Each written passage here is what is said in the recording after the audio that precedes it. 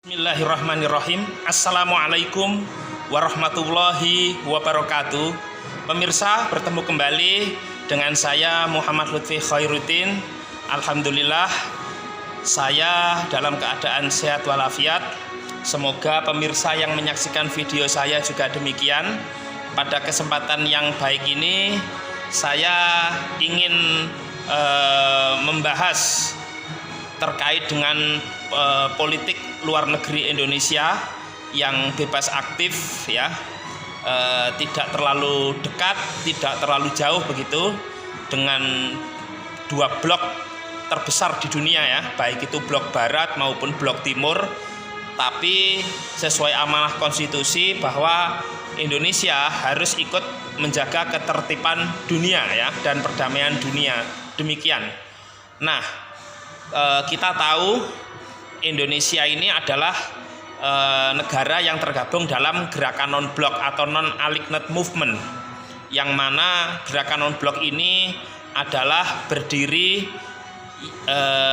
di antara negara-negara yang merupakan anggota peserta Konferensi Asia Afrika tahun 1955 di Bandung, Jawa Barat, yang mana negara-negara ini mayoritas adalah negara-negara yang berada di benua Asia dan Afrika, negara-negara berkembang begitu, atau juga disebut negara selatan karena berada di sebelah selatan garis ekuator atau garis khatulistiwa begitu, walaupun tidak semuanya. Nah,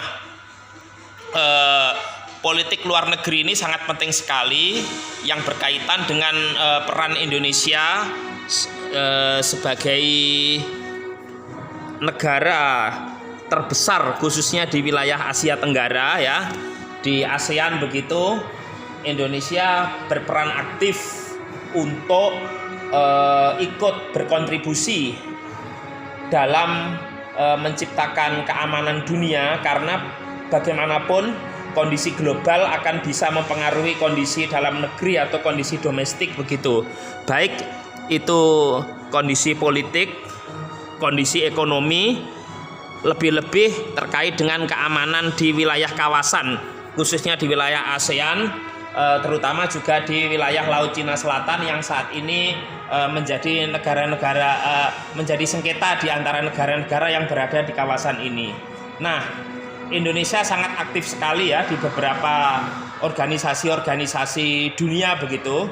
Terutama kalau kita bicara secara keseluruhan, Indonesia juga menjadi anggota Dewan Keamanan PBB beberapa kali, yaitu anggota tidak tetap, ya. Kalau anggota tetap itu kan ada 5, Amerika Serikat, Inggris, Rusia, kemudian Prancis, dan Cina atau Tiongkok. Nah, jadi Indonesia juga anggota PBB otomatis, ya, Member of United Nations, baik itu di General Assembly, di Majelis Umum, maupun di Security Council atau Dewan Keamanan.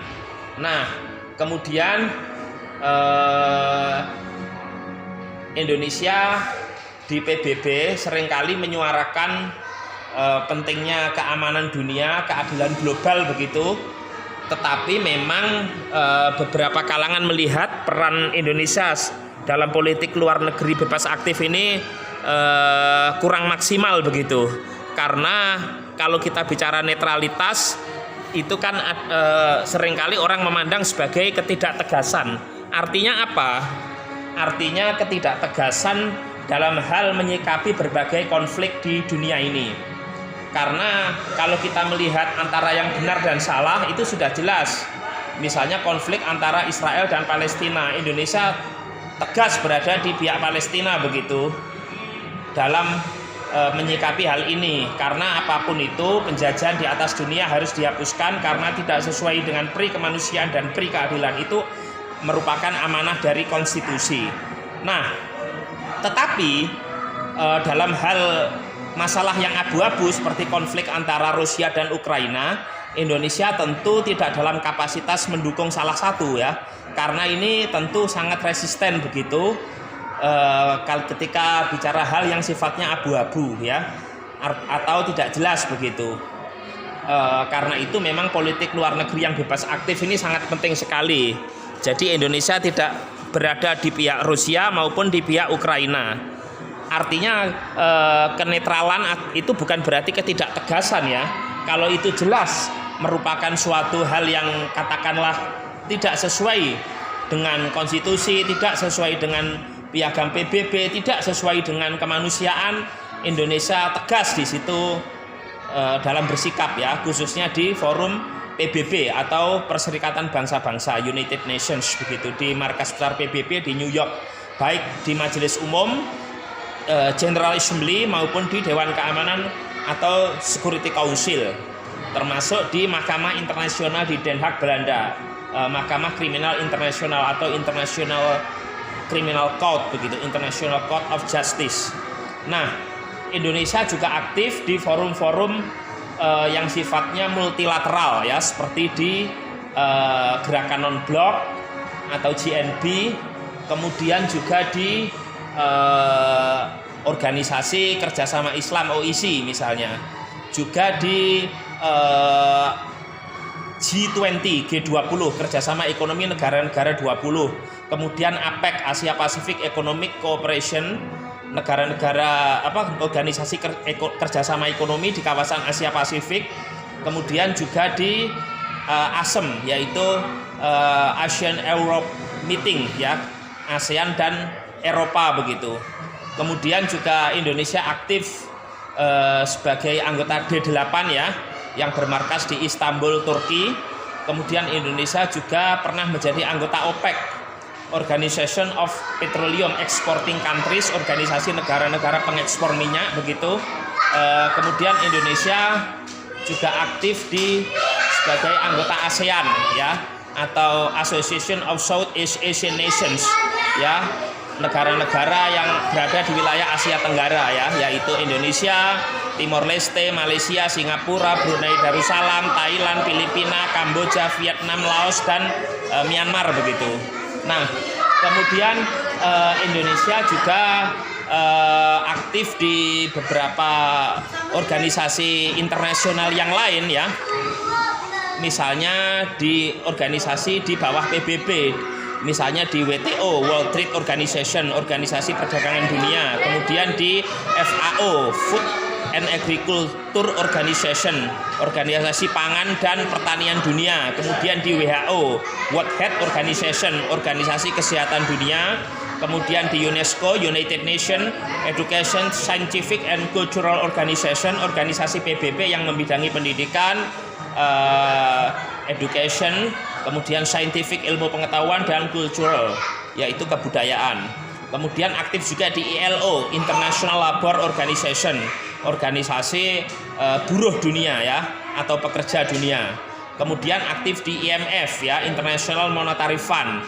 Itu ada yang melesetkan Indonesia minta fulus katanya, karena kita juga pernah berhutang begitu ya, meminjam dana dari IMF begitu.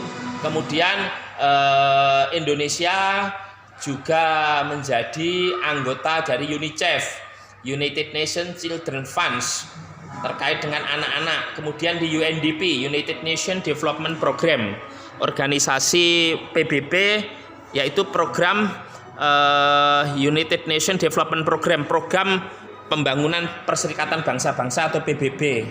Kemudian juga di kalau UNHCR tidak ya, kita ya tidak meratifikasi kalau nggak salah, organisasi PBB yang mengurusi pengungsi, UNHCR, United Nations UNHCR High Commission for Refugees, Komisi Tinggi PBB untuk urusan pengungsi ya, karena kita juga agak kewalahan ya kedatangan para pengungsi Rohingya khususnya di bumi Serambi Mekah ya, Nangro Aceh Darussalam. Kemudian apalagi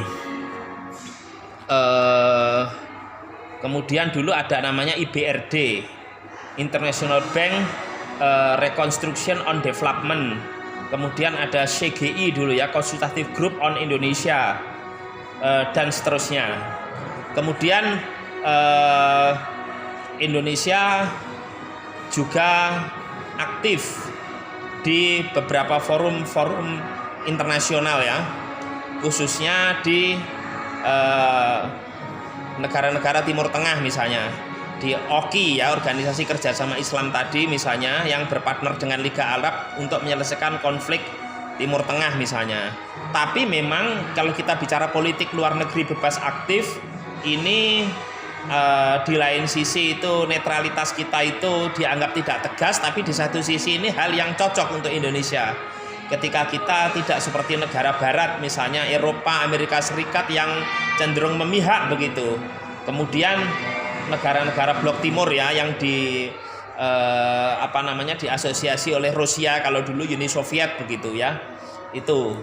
Jadi politik luar negeri ini sangat penting sekali. Jadi Menteri Luar Negeri Republik Indonesia saat ini dijabat Ibu Retno Marsudi itu merupakan diplomat top yang harus berperan aktif di dunia internasional atas nama negara Republik Indonesia sebagai sebuah negara besar, yang mana sebagai negara besar ini Indonesia harus dominan saya kira dan bisa berperan secara efektif dan efisien untuk melakukan upaya-upaya yang bersifat apakah itu menjadi mediator, apakah itu juga menjadi konsiliator antara negara-negara di dunia yang sedang berkonflik ya. Di ASEAN sendiri mungkin beberapa negara juga mengalami masalah seperti di Myanmar misalnya, dulu namanya Birma ya, di mana saat ini negara Myanmar dipimpin oleh junta militer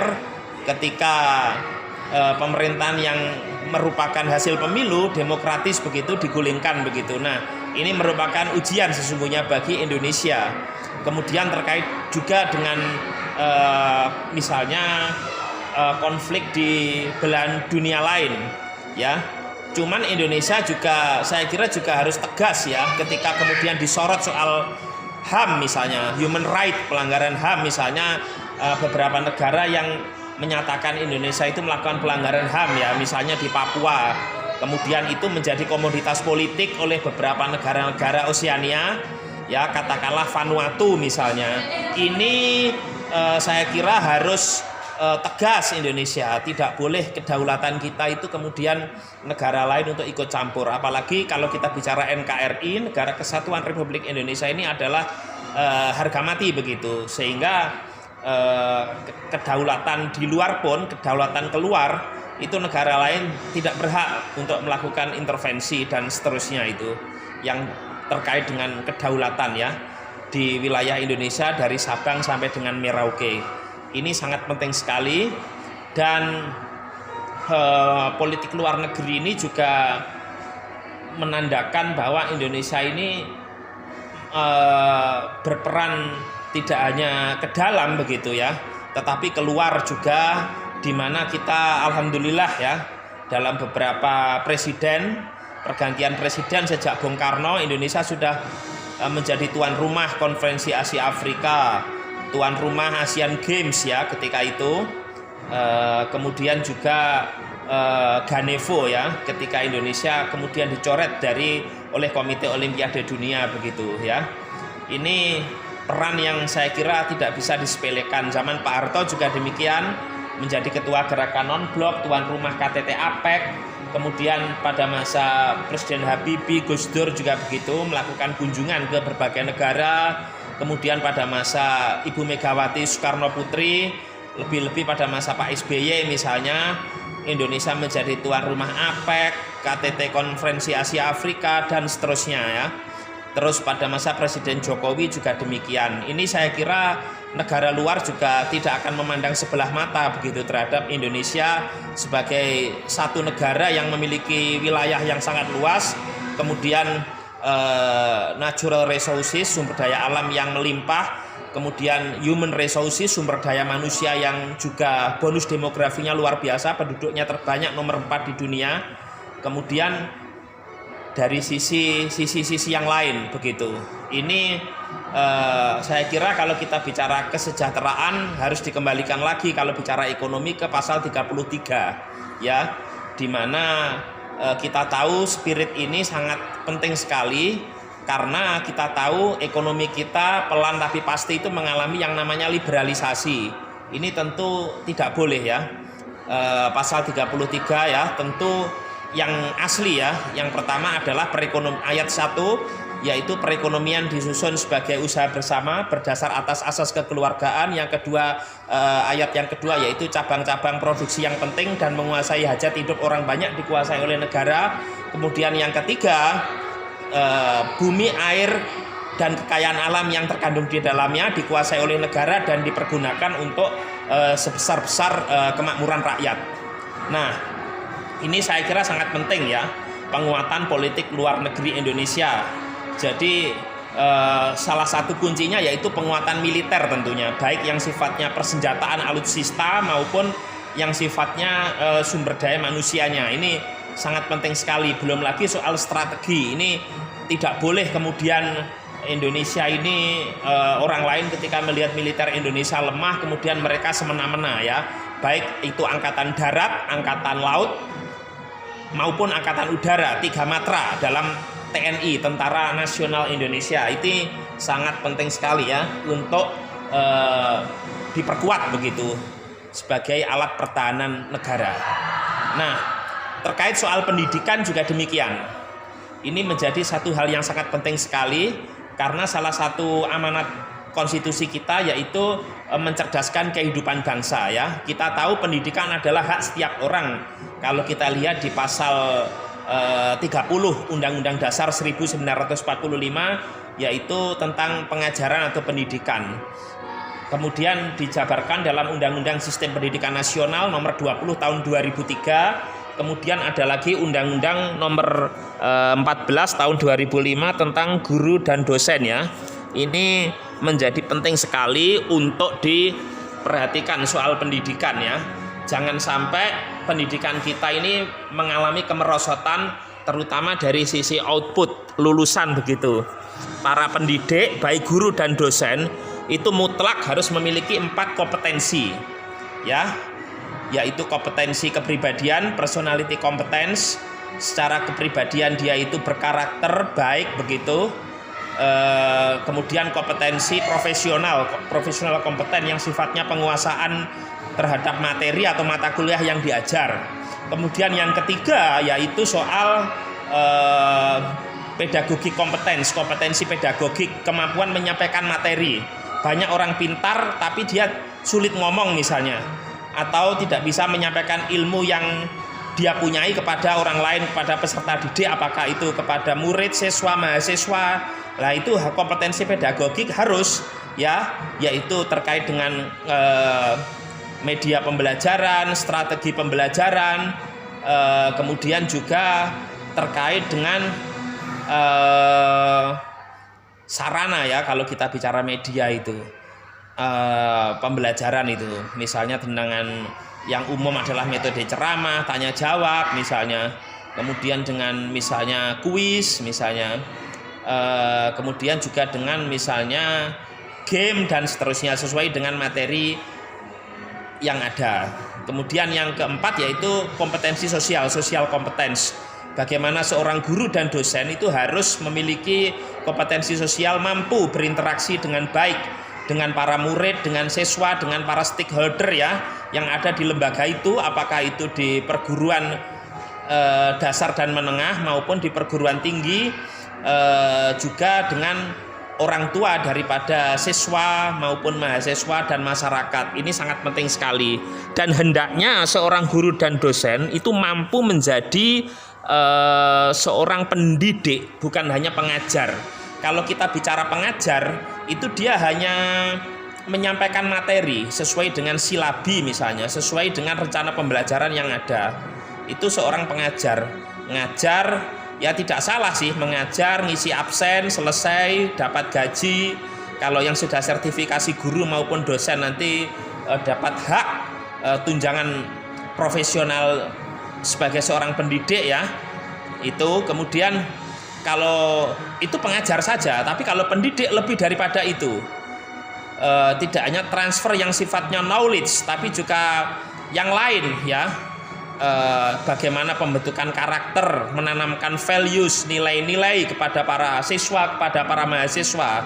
Ini sangat penting sekali, karena kalau pendidikan di Indonesia ini maju, ini negara kita juga akan maju. Ketika kita bicara pendidikan, ini adalah satu investasi yang sangat penting sekali untuk menjadi modal terkait dengan sumber daya manusia Indonesia yang melimpah. Bonus demografi masyarakat penduduk Indonesia yang begitu banyak itu bisa menjadi beban kalau kualitasnya itu di bawah rata-rata negara-negara lain, tetapi bisa menjadi anugerah, bisa menjadi suatu hal yang sifatnya itu justru itu adalah nikmat begitu, dan merupakan modal besar ketika sumber daya manusia Indonesia ini berkualitas sesuai dengan bidang ilmunya masing-masing ya, baik yang misalnya eksak, yang sosial, yang agama dan lain sebagainya. Ini sangat penting sekali memiliki pendidikan yang bermutu begitu, sehingga tentu kualitas pendidik, guru dan dosen ini menjadi kunci begitu. Tidak boleh kita kemudian menyalahkan misalnya murid dan seterusnya. Memang pemerintah harus membuat kurikulum yang bagus, saya kira. Tidak kemudian ganti menteri, ganti presiden, ganti kurikulum. Ini selain membingungkan juga membuat otak para peserta didik maupun pendidik ini menjadi kocak ya. Terutama para dosen dan guru itu seringkali dibebani tugas-tugas administratif yang kemudian itu justru tidak membuat kualitas pendidikan ini menjadi baik. Ya, tugas-tugas administratif yang terkait dengan tunjangan profesionalismenya baik sebagai guru maupun sebagai dosen, ya itu baik sih untuk kesejahteraan. Tapi kalau itu terlalu dibebankan, kemudian tugas-tugas pokoknya baik itu sebagai pendidik maupun pengajar itu terbengkalai, tentu ini menjadi tidak baik. Baik pemirsa, saya kira itu yang bisa saya sampaikan.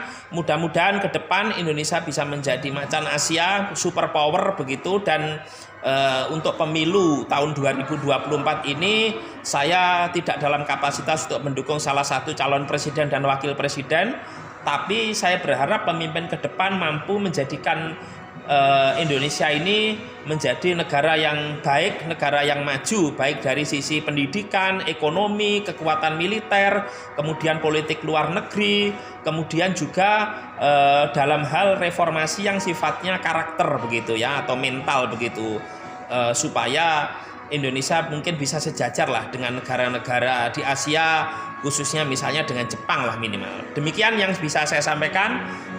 Kurang lebihnya mohon maaf. Wallahul muwaffiq ila aqwamit thoriq. Wassalamualaikum warahmatullahi wabarakatuh.